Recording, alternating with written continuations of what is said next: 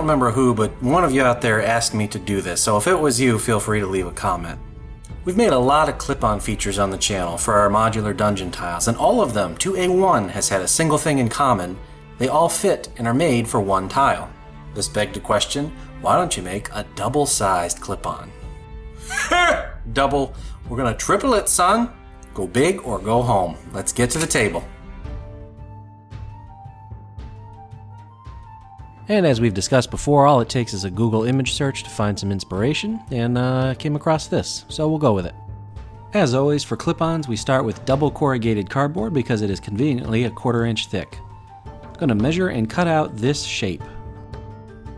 Use a metal ruler and a good sharp knife. Then I'm going to take some foam board and cut 2 of this shape. Peel the paper off of one side. By the way, this is Ready Board, which can be found at Dollar Tree. It's good because it peels easily. If you're not based in the US or you can't get Ready Board, try rubbing alcohol or a water soak to loosen the paper. Anyway, texturize it with some balled up aluminum foil. Then glue it to the centerpiece with white PVA glue, as you see here. Notice that the 2 sides of foam create a 1/2 inch clip at the bottom. Now check the width of the sandwich and then get some cereal box or similarly thick cardstock and cut a strip. Dry fit it and crease it, then hot glue it on to cover that corrugation and make the whole thing stronger. Do the same for that exposed corrugation on the interior of the frame. World's your oyster at this point. If you're fairly artistic, then you got a blank foam canvas to carve into, maybe some shapes or a dragon head or something. I am not, so I'm raiding my bits bin. These little circular flat beads have what kind of looks like a warrior's head on them. I can't tell for sure. Whatever, they're going on.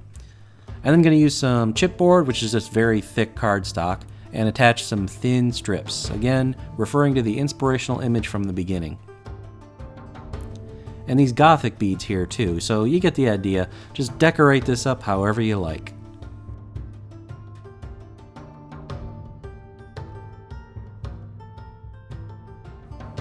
And then, poor man's primer, coat everything with white glue. This will seal those elements down, and if they're slick, it's going to give the paint something to grab onto. It does help to dip your brush in water a bit to help that glue flow. So base in black paint, and then 2 grays. First the dark. This is a healthy dry brush over the entire thing. And you can see how that roughed up foam surface is just doing so much work for us. And then a lighter gray, less powerful dry brush, maybe 50% of what you just did. And that interior frame I actually fully based with the light gray, just to break things up a bit, give a second texture. Also, a quick light nick at all the edges with plain white will really help to make that stone pop.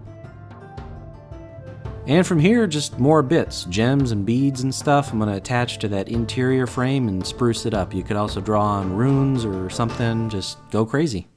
And we're about to go to the table to look at the finished product, but real quick, some reminders. There's a link in the description below for my storefront. Has all the tools and supplies that I recommend. And for all you 3D printers out there, Wyloch's Crafting Vids is sponsored by Heroes Horde, which has an excellent range of high-quality models, including but not limited to all TrueTiles lines, which are OpenLock compatible.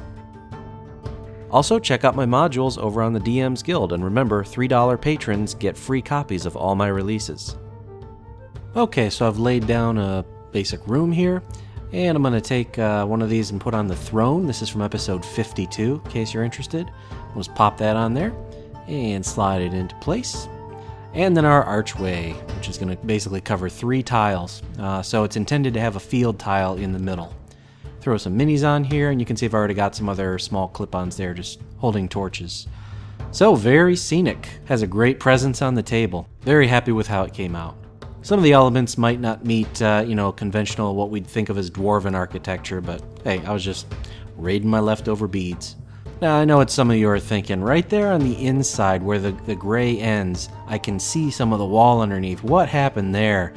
Yeah, it was project planning. I realized too late what I had done wrong. I guess to mitigate that, you could have a sandwich of another material on each side so that the gray extends all the way down, but I don't know. With the stone, it's really not that big a deal to me. Yes, I said it.